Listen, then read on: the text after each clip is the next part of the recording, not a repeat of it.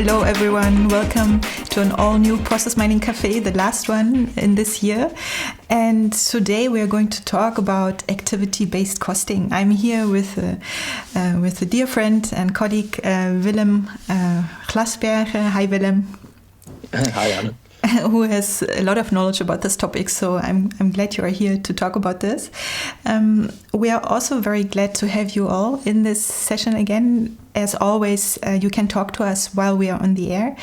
To do this, all you need to do is to click on the little button on the side where you are watching this right now. You type in your name, you don't need an account or anything, and then you're in the chat, and there you can make your comments, ask questions, and we'll keep an eye on it during the session. So maybe to get started, Willem, you, I remember, were one of the first ones who really used activity-based costing together with process mining productively already back in 2015, 2016, right? One of your colleagues, Lucy, she presented in 2016 at Process Mining Camp one of the analysis. Yes, very proud of her. Yes, we will link to that video so you can all watch it back if you want to see. But yeah, so can you maybe explain a little bit how you had the idea and what brought you to combining these two topics? Yes, of course, Anna. Thank you for having me in this cafe. Yes, some time ago, when I graduated, I got across activity-based costing in knowledge-intensive processes and services. And it always kept lingering in my mind. And when I worked for a bank in the Netherlands, I found out, okay, this is where I can now apply it in my role as analytical champion, as they so called it, foreman of the business intelligence team, and asked to have all sorts of analysis to actually transform the company into a fintech. When this bank did the loan provisions, of course, I had to know, okay, what is this all about? How does this process work? So in the first weeks, I sat down and, as they call in Lean, go to Gemba. I look around and see what happens. So I saw the process not only from the wallpapers, but also from what is actually happening on the floor.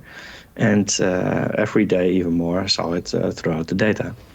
So already knowledgeable about there's process mining, and seeing these processes first face value for me. I said, okay, this is a large opportunity, and I dove into the data after discussing with lots of people, amongst them Lucy, to see, okay, do you also see the value for this? Yeah, and they're both based on data, right? So activity-based costing and process mining, they make use of data, and we will see in the session today exactly what the approach is that you have followed, and we'll try to make it as concrete as possible for other people also to follow the same approach. And of course. And you already mentioned how to apply to knowledge-intense processes, right? So that was how you were looking at it in this kind of banking finance context, because traditionally, like so many of the process improvement methods, also activity-based costing came more, I think, out of a manufacturing kind of environment where people were trying to allocate additional costs that were not directly linked to products to activities and back to those kind of products, right? So I looked up like one simple example to explain the concept of activity-based costing for those of you who don't know this. You can imagine, for example, a factory where there are machines, and for each of the machines, based on the statistics, you know that after 1,000 hours, there's a maintenance expense, right? So there needs to be a maintenance done on the machine, and it costs 500 euros. So in principle, this is something that you can also relate back to this particular machine, where you can then divide these 500 euros by the 1,000 hours, and then you have 50 cents of extra costs per machine per hour that can be allocated. So in this way, you're taking costs around those processes. Another example would be electricity, right? You have an electricity bill. So the question is maybe, do you need to raise product prices if the electricity bill rises? So it's taking these kind of variable costs that are triggered by activities in the process back to the process and the products. And yes. So maybe to give this back to you, Willem, coming out of this kind of more production-oriented context, what were the main things that you had to think about then when you want to apply this in the service process context? Well, of course, there's, what is the case? What is this organization doing? Mm-hmm. And issuing loans, that takes a few actors, meaning the customer itself, colleagues at the bank that need to evaluate a loan application, but also intermediaries. All sorts of actors are in place, also for fraud activities. But also there's IT, since the digital transformation of financial organizations has really given rise to all sorts of data points that you then can collect. Yeah. So I think we talked about different examples for that, right? So for example, different sales channels could perform differently. So how would you, for example, take that into account? Yes, well, in the mid-office system of us, we could find, where does this lead come from? Mm-hmm. Someone goes to a website or Google asks, I want to have a personal loan. How do I get it? And then they usually find intermediary websites that, based on a few data points provided by a consumer himself, to say, then you're eligible and you can find a loan. And then you are provided the top 10. Yeah. We know from which channel are the leads coming from. And by that we can see, the activities that are done, because it's not fully automated. Banks are working on that to get it STP, straight through processing. Yeah. But there's still a lot of work on it. And because we know where it come from, you can see, for this intermediary, we have such amount of leads coming in, but also this amount of activities and how many contracts do really get accepted by the customer, and how long do they stay with us, because in the consumer loan business, you win by interest. That is where the model comes from, the business model, interest. Yes, exactly. And so, if you trace this back, then there could be certain groups or certain channels that ultimately are maybe not worth the effort, right? Because you mentioned, how much work do we have to do with this application, for example? And that's something that we will also see in a moment when we look at the concrete example. Often, one important component in these knowledge intense or service processes is the costs, the labor costs, right? The salaries of the people who are working in the process. So that's something that you take into account. And the more you work on something that ultimately does not result in a contract, for example, that's all extra costs, right? That needs to be brought in with the other successful applications in some other place again. That is true. That can even drive up prices between 400 to 800 euros a contract each. And if you see that interest, that is the one thing you have to repay it with. Yeah. And beyond break even, that's when the profit comes in. So it can take a lot of time. So therefore, it's very valuable to research this. And the activities are known. The personnel are known, and you can wrap it up into functions and then do your calculations. Yeah. But yes, you need to have some policy on where do the leads come from. How do you pay them? Because it's also a provision business. Yeah. And by that, make it a sound business case. And the main thing for me was, how to get a fair price for the consumer.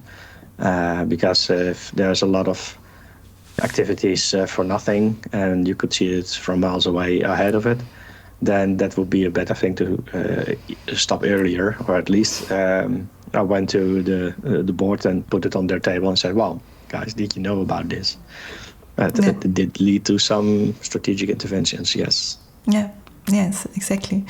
And so the other thing that you mentioned earlier that also connects to me is that you mentioned that you went through the organization, which you didn't know in the beginning because you were new, to really learn about the different areas and how people are working.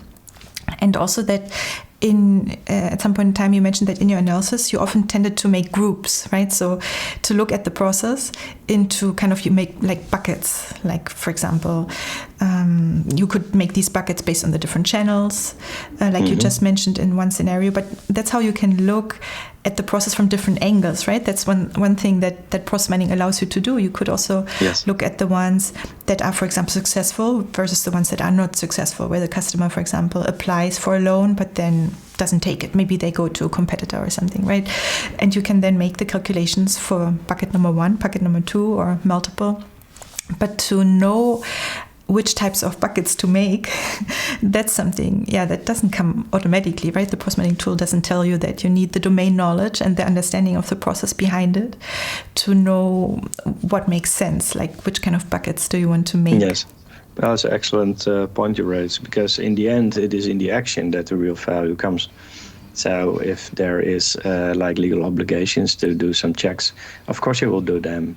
So that is not exactly where you find improvements, but you can find improvements in what order are the activities done? Do we see that more experienced people have lesser time or more time? Do we see someone completely out of line? We saw that within hospitals. I didn't even know it was called process mining, but I did before at hospitals. So you could find that some specialists were way out of their KPIs, and we should all be thankful for that, because that allowed the other doctors to operate their streets. And so therefore you need to have the domain knowledge, but especially go to the people and ask, okay, how is this working? I see this, and have the conversation. Also beneficial for interventions you would do later based on the new insights. Yes, exactly. And maybe just as a note for the process miners who are learning the technology right now and maybe going through the process mining book that we have online and things like that. So if we are talking about these buckets and groups of kind of parts of the process, that's also related to two of the different simplification strategies. So it's like if you look at everything that you have in one data set, in one picture, you often get this spaghetti process where you don't see anything because you look at everything at once.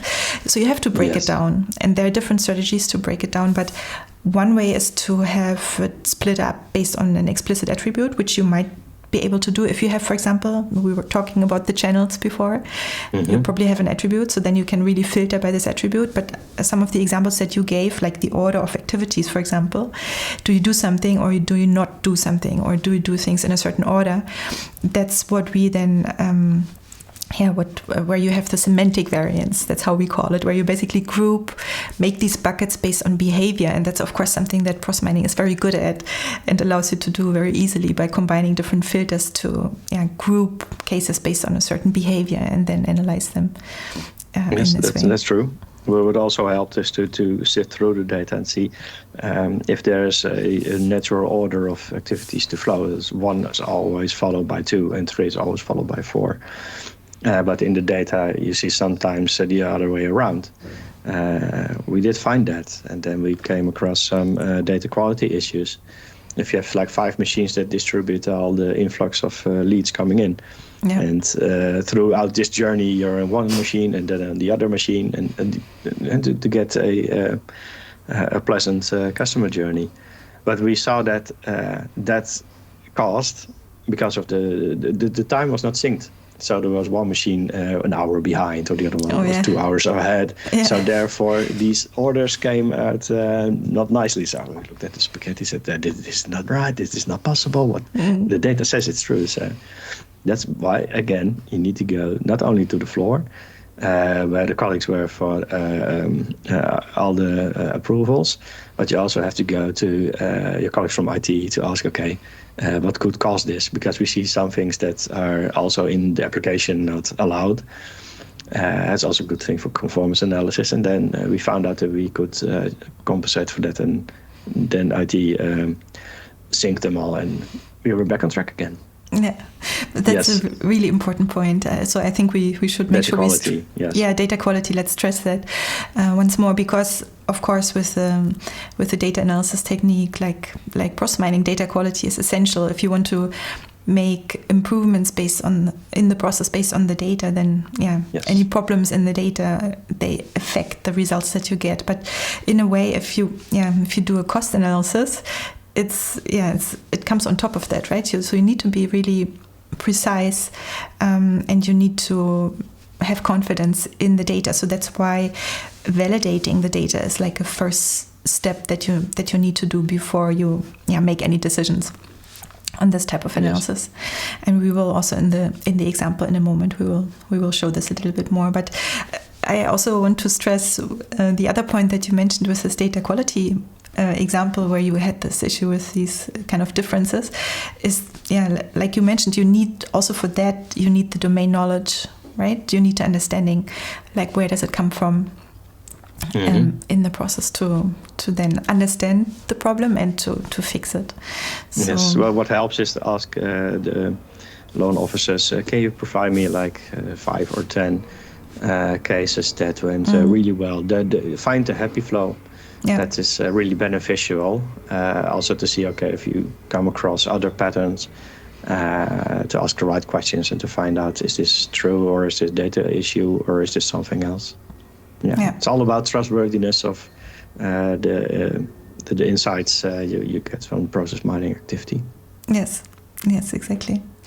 And maybe, we're thinking about the things that when we apply activity-based costing in a service process are particularly relevant. So we were thinking of certain examples. But I think this is even true also for the classical kind of context. Like if you're talking about a pure production setting, what I like about this approach is that you're taking, in a way, a step back and taking a broader look, trying to look at the whole picture. For example, if you're thinking of any kind of aftercare, after-sales problems, for example, if there are certain activities or even skipping certain activities leads to quality problems, that is something that comes back to bite you later, right? Because then customers are having problems with their product, like in a production setting, and needs to be repaired. So they come back to you. You have to replace the product, but also there's costs attached to, the customer service again. So that's something. That's costs. These are costs that you want to take into account to improve the process in the right direction, right? Do you have an example, maybe, how quality and maybe aftercare could also apply to the service? Yes, because of the laws that you have to take care of your customer in the financial organization, also in contract phase, you have to know that if there's developments in their lives that they're still able to repay the loan without the trouble. So yes, there's aftercare. Sometimes also the consumers, they call us back, ask all sorts of things. These activities I also found in the database and also found with the colleagues. So you have to include them as well to see if you want to, for example, evaluate the performance of a sales channel, an intermediary, for example. You need to assign them as well. These extra costs, that's what you told in the beginning. The maintenance, but how to distribute it. All maintenance calls distributed evenly, or no, dig deeper and find out who to allocate them. It's the same as if you have one building, do you equally divide amongst 1,000 products this cost of the building, or do you see, there's one machine that does this, there's one machine that does that. Yeah. Also to set the pricing right. Because in the end, if you outprice yourself because you disallocated costs, you might find that the competition is running away with the whole market. Yeah, so that's.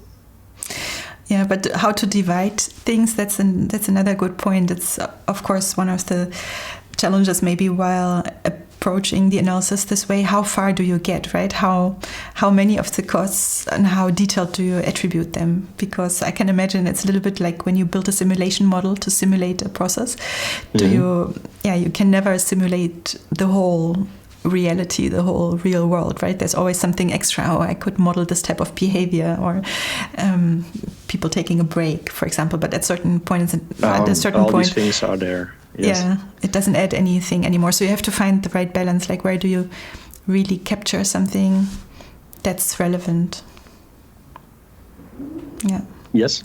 That also then helps, because if that is crisp, clear, and explainable to everybody, then you can see, okay, what are the patterns that I didn't see, and what are the significant drivers of that pattern?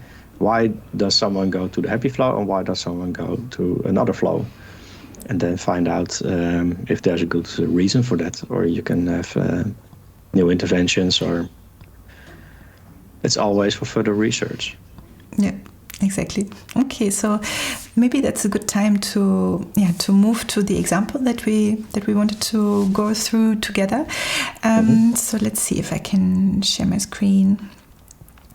You should see Disco on my screen. Yeah. Okay. So this is working. So what we chose is to use the BPI Challenge dataset, because it's a public dataset from the BPI Challenge in 2017 from a loan application process. The nice thing about it is that it's public, so everyone can basically take the dataset and follow those steps themselves. We will link to it together with the video, with the other links that we reference here, so you can look at that later. And if we're looking at this data set, it's in a way similar to the types of processes that you have worked on, right, Willem? It's like a loan application process. Yes, it is not the data of the organization I worked for. I could not. I saw different things. Let's call it that. Yeah. But the main processes are there. Yes, someone goes to the website or enters your own portal. And then step by step you collect documentations, you evaluate if it's complete, and then you evaluate based on the personal characteristics of financial householding. Is this person eligible or not for the loan they desire for? And then there's the care that depends on the amount of money and some other questions that follow through. Yes. Yes, and I recognize this. Yeah, so it's pretty much what you are describing here. The application is being submitted, then there's an offer at certain point is created, sent out to the customer. Sometimes it's accepted, sometimes it's cancelled or not accepted, and so there are a range of activities. In this data set here, the BPI Challenge data set, we see there's activities start with a letter. Some of them start with A, that's related to the application. Some of them start with an O, then it's related to the offer. And then some of them start with a W, and that's the work-related activities. And what we can see here, and if I go to the performance view, for example, the mean duration, we can see that quite clearly, is that actually only so there's only the work-related activities which have a time duration associated to them. The other ones, the O and A activities, they're all instant. So that means we don't have information about the duration. I'm not sure if they're all automated in the system or if we don't have time related to those. But yeah, because the way that we want to allocate costs to this process is related to the costs of the working costs, the salaries of the people working in it, we're actually interested in the duration. So that's one of the first steps that we are taking now to simplify the process, to say that we are only looking at those where we have a duration. Right, so to do this, let's do this together. We are adding a filter. And in this case, it's an attribute filter where we are only keeping the work activities. And I think we said that also personal loan is something different, right? So we want not to include those. And then let's just call this simplified process as a second step.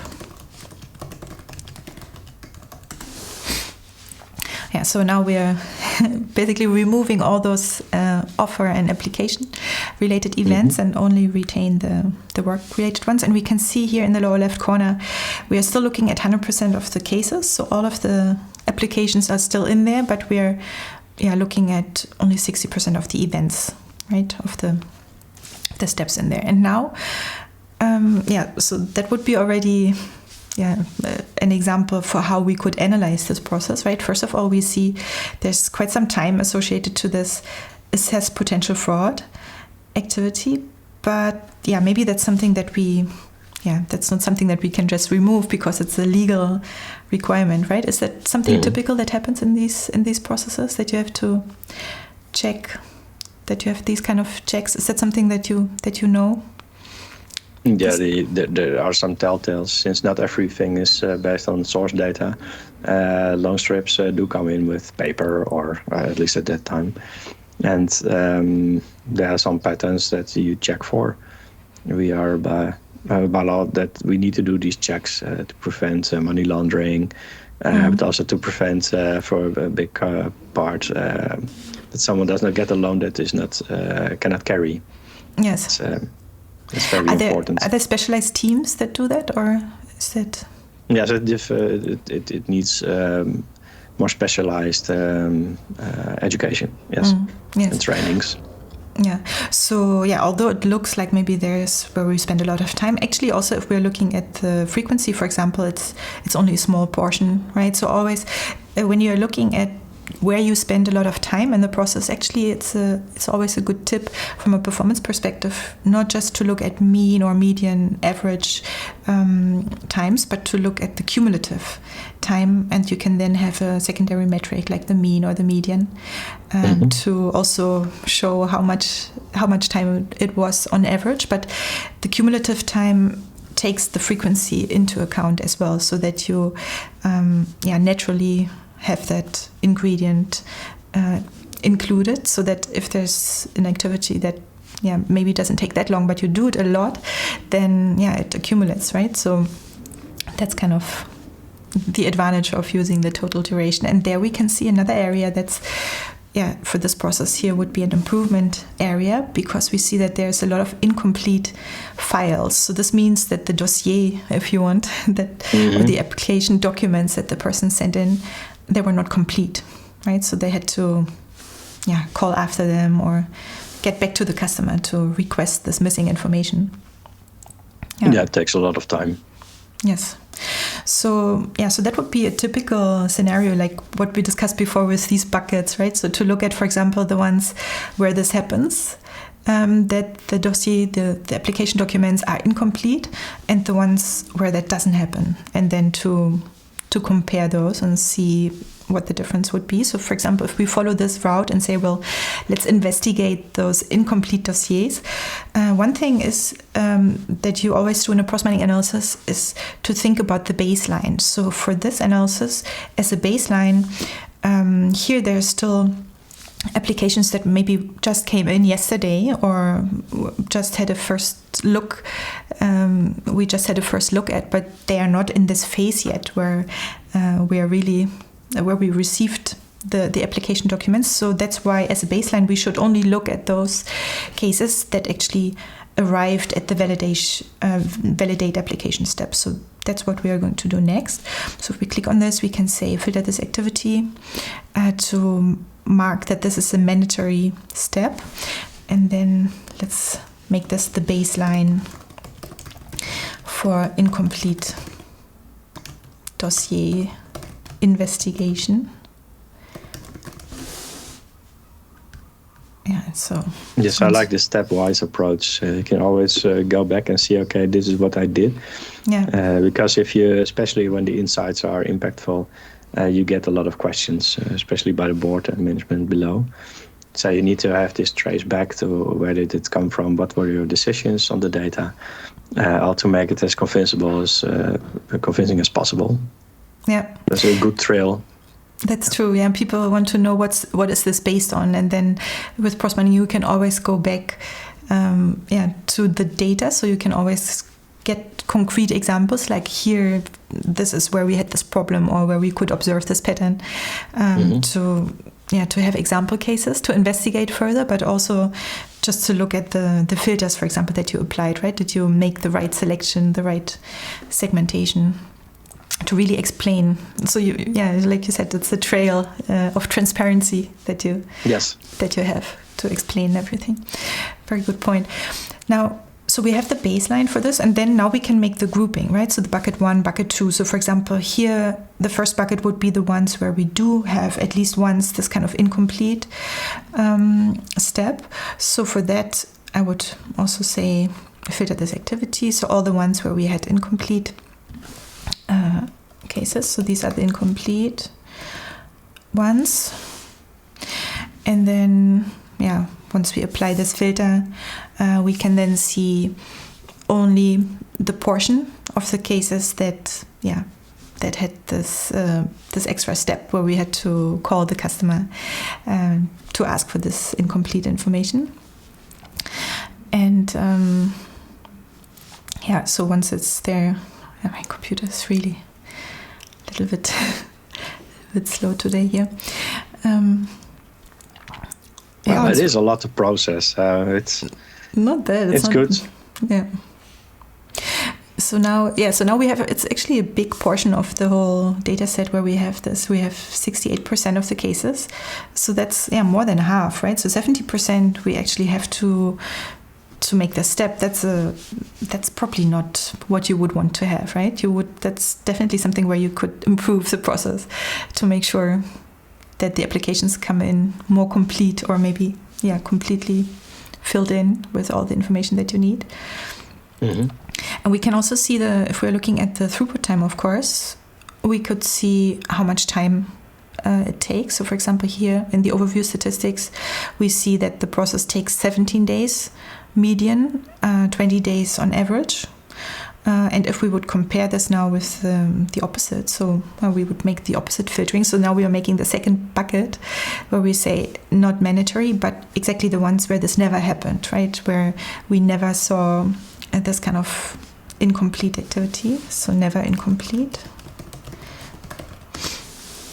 And then we can compare. So it was 17 and 20, I think, days throughput time. So now we would expect that this would be lower, right? Because we don't have to go through this loop for those cases. We see now 12 days median, 13 days on average. So they are faster completed from beginning to the end. So that's kind of, I think, the typical process mining scenario, how you would analyze these different buckets. And you could go much deeper here and continue. But as a last point, we now wanted to take a step back again and look at the process now with an activity-based costing perspective by using the time information and tie some cost information to that. So for that, if we go back, let's see who's in the money. Yeah, exactly. So we have to look at it a little bit more carefully, and we have to do some more data preparation steps. So that's again, like you mentioned before with the data quality issue. Here we also have to really look at the data to see. To make sure we are using the right basis for the data, because so if you're looking at the process here, you still see there's a lot of kind of self loops going on. And actually, if we're looking at some cases here, you can see there's still a lot of repetition. So for example, let's look at this application where you see the activity with the same name is repeated multiple times. It's just how it's recorded in the system, right? But on the right side, we see that there's different life cycle transitions. So it's kind of the type of events that are triggered by the system. And we can see that those are events, for example, that say schedule, started, completed, but also resume, suspend, resume, abort. So there's different types of activities. It is for operating the application itself. Exactly. So it's a technical thing, right? That's leading to these kind of self loops. But also, if we're looking at the duration, which we are interested in now, it's only related to the complete activity. So only if the life cycle transition is complete, we actually see the duration that we want to use. So that's the simplification that we can take now, is that we say, well, actually, on top of this, we're adding another filter where we are taking the life cycle transition and only use the complete events. So let's see what this is. And let's make this another baseline for the ABC calculation. and this again, makes the process simpler, right? So we don't have these self loops anymore. But actually, there's one other thing that we also need to do, because if we're looking now, for example, at the mean durations, for example, here, then one thing we haven't done yet is to take out weekends or activities that run longer overnight. That's not really working time, right? We want to allocate these activities and the costs to the time that people spend on them, but people don't work 24/7. That's for a part still humans doing the work. Yes. There's developments that automated decision making is there and automated evaluation, but still there's a lot, and especially as this data set shows, manual work. Not all organizations do 24/7, but in the usually on the Saturdays it is possible that people do work, or they start at 7 a.m. But for the demonstration, just head over to the 9 to 5, 9 to half past 5. It is, you have to find out for your own organization what are normal working days. And it is possible because during weekdays people are at work. And in the weekends they worry about, can I have this? How about that? Can I call someone up? So therefore these windows are sometimes also on the Saturday. Yeah, sometimes there's a Saturday, maybe a different time, right? But there's sometimes working hours for call centers, for example, where organizations are reachable. So then you would also use that. Yeah. Yes, and busy times. I've seen it also not only in personal loan provisioning, but also in mortgages. And that is where there's a lot more money involved. And people are hoping to get their house. So yes, then service levels go up, and also you can call them on a Saturday. Yes. Yes, exactly. So that's something that you want to take into account, though, because we want to get a very accurate, or as accurate as possible, databases. So if we don't do that, then we get, let's say, longer times. Something, for example, looks like it took 3 days, but actually there was a weekend in between, and it took less than a day, right? So then you are counting 3 days, but it's not accurate. So that's all, with the goal to get as close as possible to the reality, to the real process. Yes. And so in Disco we can do this here by clicking on the time warp button, and to make a time warp specification. And there, we can change the Monday here to change all of them. We could say, for example, 9 to 5, but you said 7 would be more accurate, right? 7. Yes, let's take 7. Some people do to start at 7 and leave at 4:30. Yeah. Yes. So 7 to 5, for example, could be the working time. We can also have different times for different days, or there could be time for the Saturday that we could add. But let's say that Saturday here is not a working day. We can also include the holidays. So for example, let's say, I think this is from the Netherlands. That is useful. So we can say, where are the Netherlands? Here. So then it's just for the time of the data set. Then all the public holidays that were in this data set, they don't count, just in the same way as Saturday and Sunday don't count, right? And so now we do this, and then it's ABC baseline office hours, let's call it. Mm-hmm. And so this would be then the starting point for us to do the analysis, where we really try to attach the cost to the duration of the activities. And remember, we have gone back to the whole process, so we're looking at the overall process, but just based on the manual activities in this process.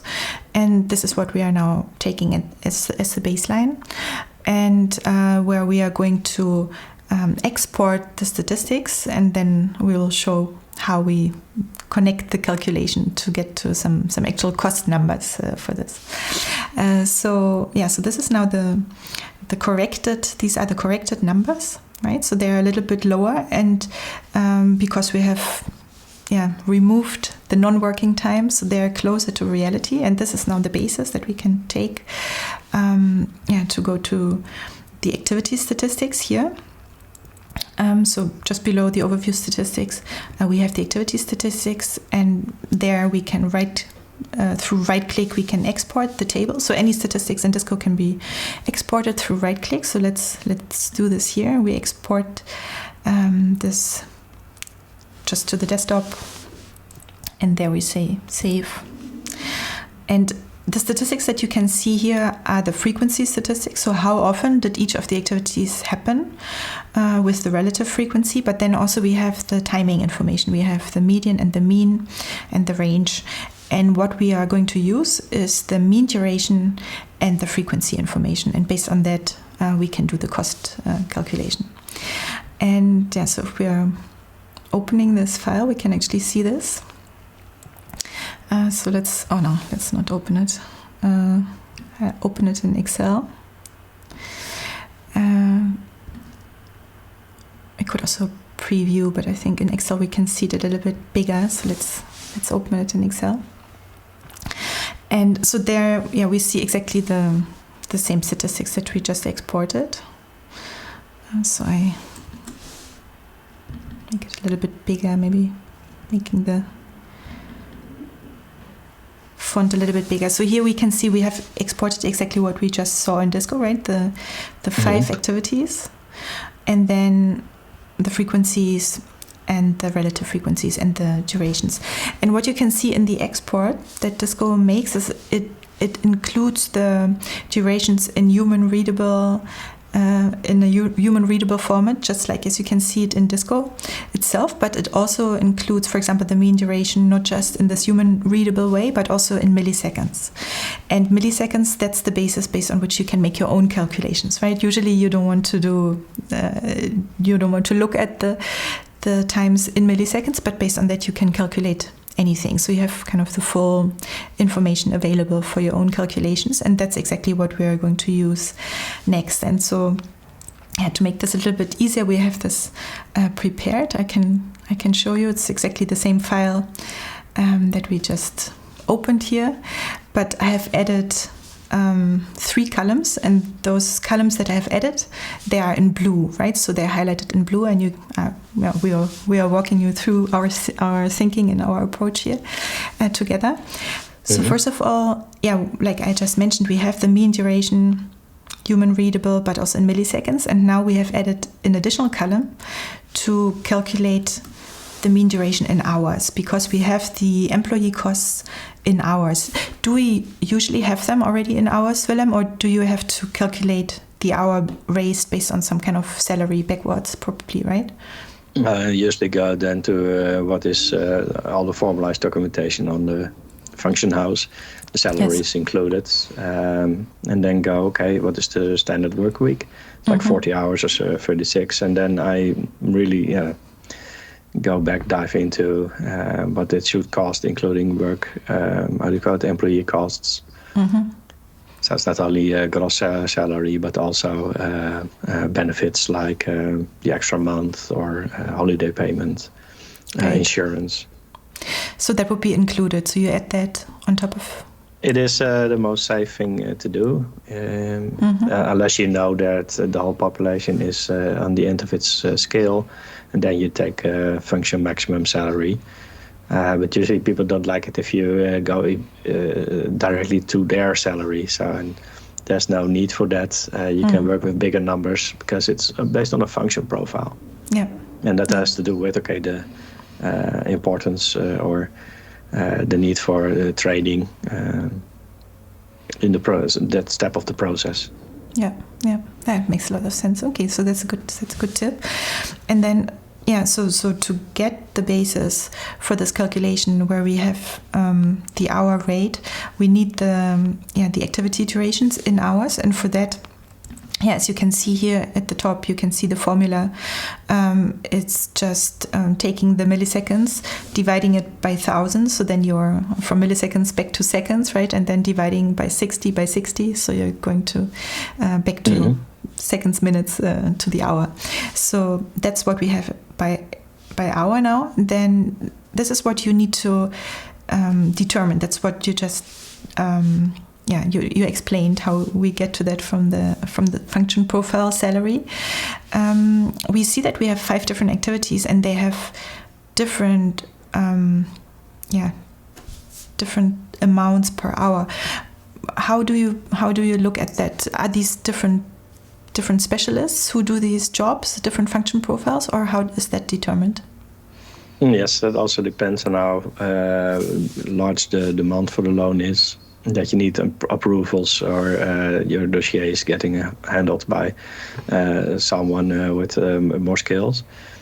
For a call center, you can also think of, okay, what would it cost if I have outsourced that? And for a part, it's not a exact math. Because then you have to go to the personal data itself, and it's not necessary, and it's not advisable. I would strongly discourage that. You don't need that. Yeah. But you can ask HR, can you help me out? I'm doing this analysis, and I need a rough estimate of the costs per hour. And they can probably provide it to you. Yes. So there are more ways to roam. Yeah.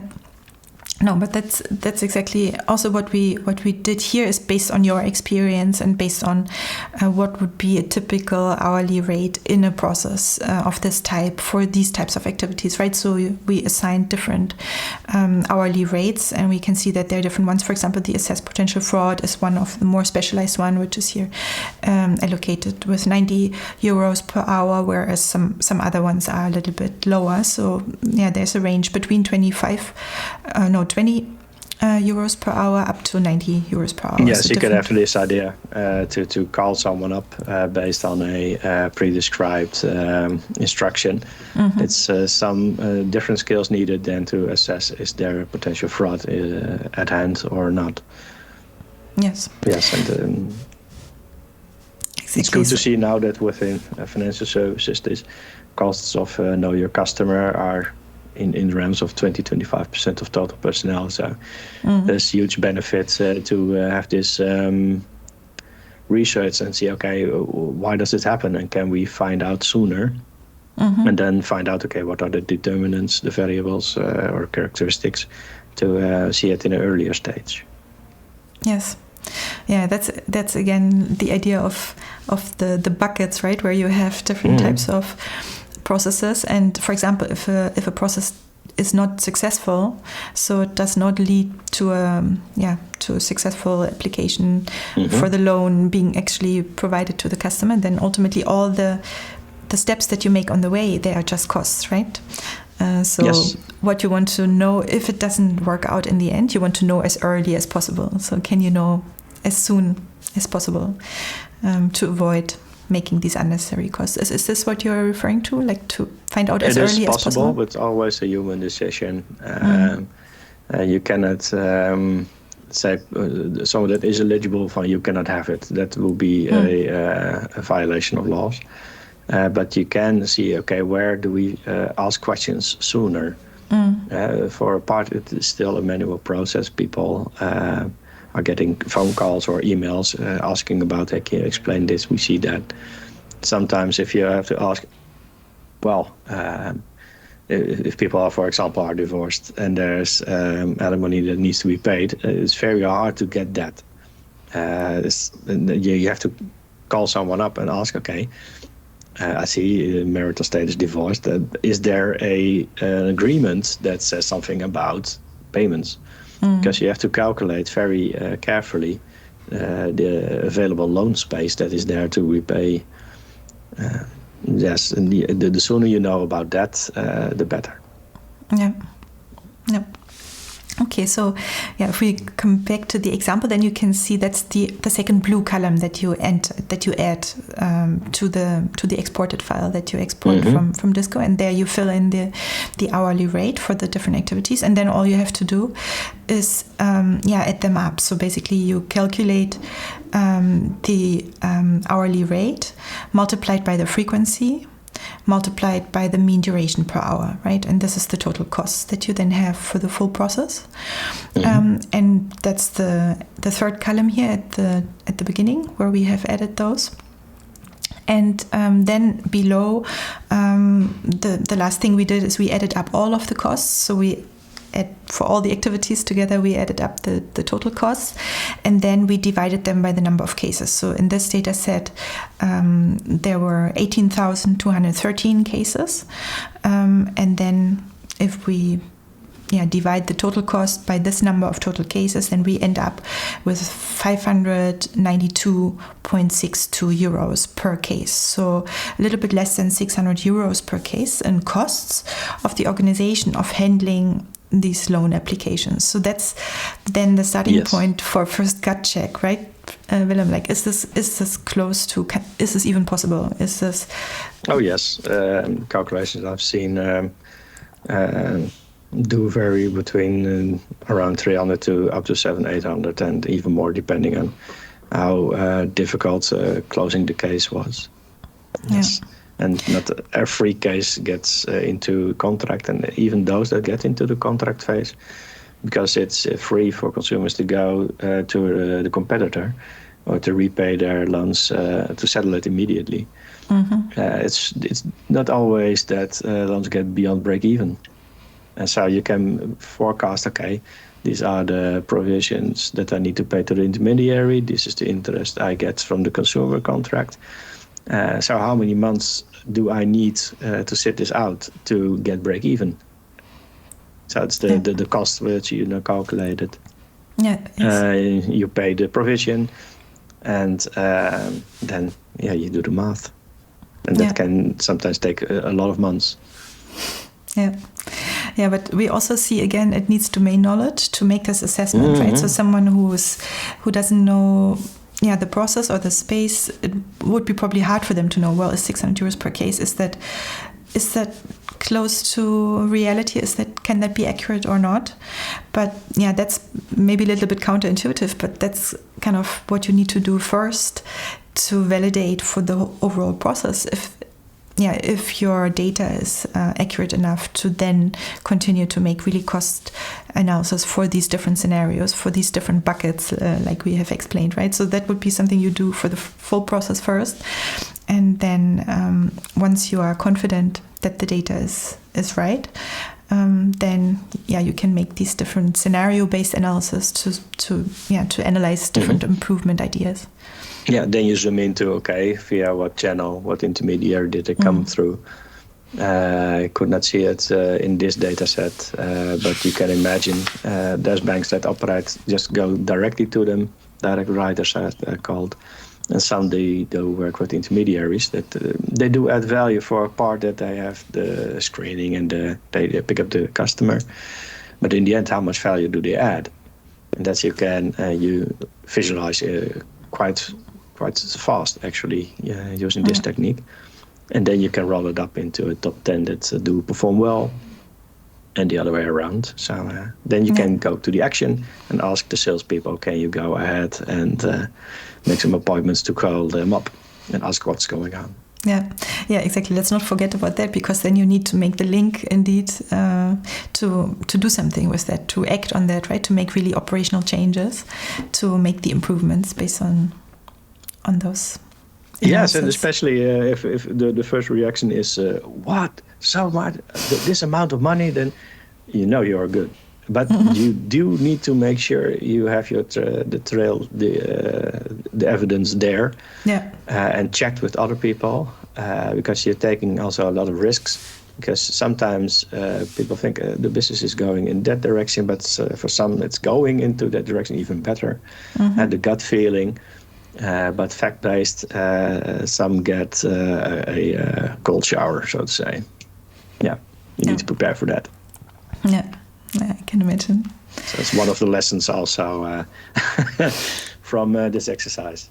Yeah, exactly. So maybe also a tip then to have this prepared in a way that you can maybe quickly bring up the transparency and show the trail, right? So that you kind of organize your projects, for example, in a way that you document what you have been doing or why you have been doing certain things, so that you can quickly find back the basis, for example, for a certain analysis where you can find that back in your project file, so that you can show what it's based on to find examples, for example. Yeah, a good recommendation. Yeah. Okay, so very good. So I think we showed, let's say, based on a small example, but just to help you get started, how to do this. Maybe as a few closing points, maybe we can take a step back again a little bit more to look at the broader topic of combining process mining and activity-based costing. So in terms of activity-based costing, I'm curious how much, like what I referenced before a little bit with simulation models, where do you stop? How many of these indirect additional costs do you take into account? What's, for example, what about management salaries? They are maybe not directly attached to a certain process, but yeah, they are costs, right? So would you incorporate them or not? How far do you go? I would at least go as far as one level above the agents that you really find in the databases of the systems, because usually teams have a team leader or someone that makes sure that they're equipped to do the job. And that might not be the person that is clicking the mouse, so to say. So yes, to make that team function, or at least in the organization have a place, you can add that up. I did not do that before because I think if you do that, you would probably see not only the 600, but maybe 650, for example. It is possible. I wouldn't go that far to add the sheets of paper that go into the printer. That will be a bit too far. Yeah. But focus on the points you can influence. That will be a good start. So at least one level above in the HR tree.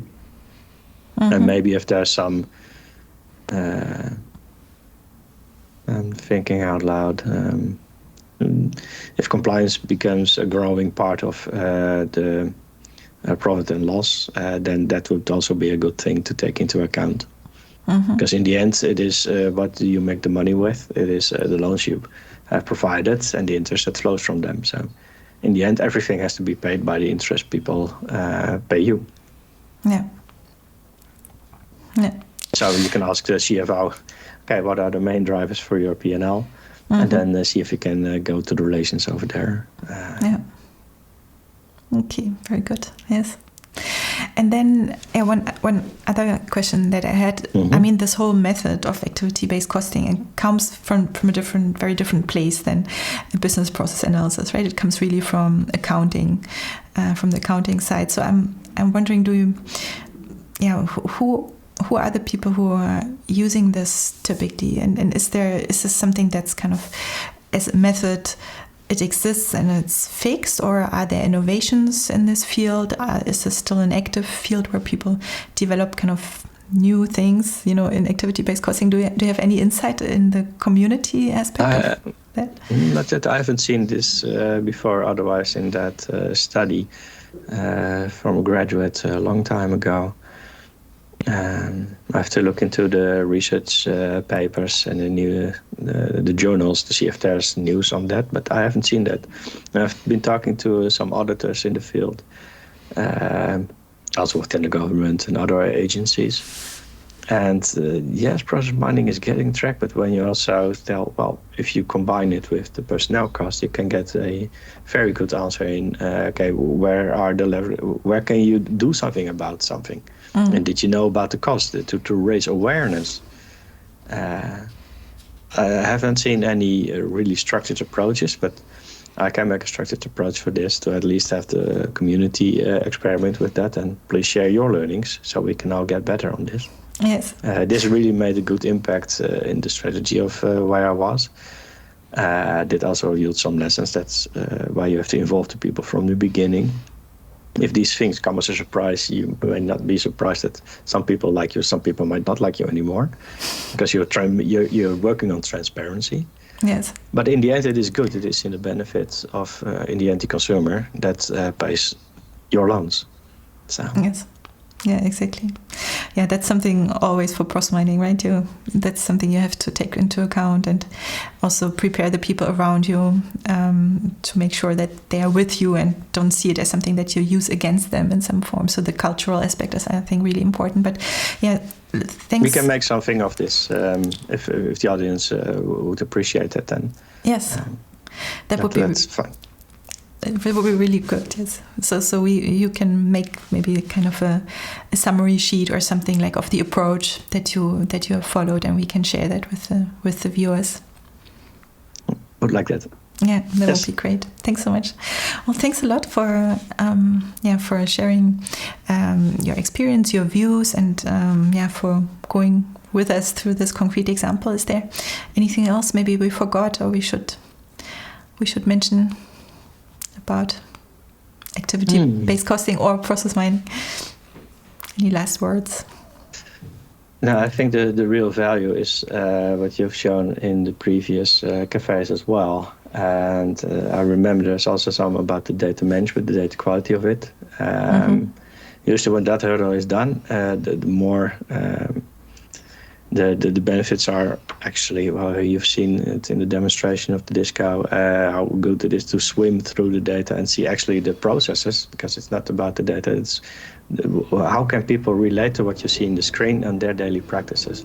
And this is a way that visualizes and takes them on that journey. So what I would like to, if there's more people like me that also dive into the data, don't go too far, show it and make it visual. And get the buy-in from there. Yeah, I think these are the perfect last words. Thanks a lot, Willem. Thanks for being here with us. You're welcome, Anna. Coming to the Process Mining Café. Great. Thank you all for watching, for joining us for this last session of Process Mining Café for this year.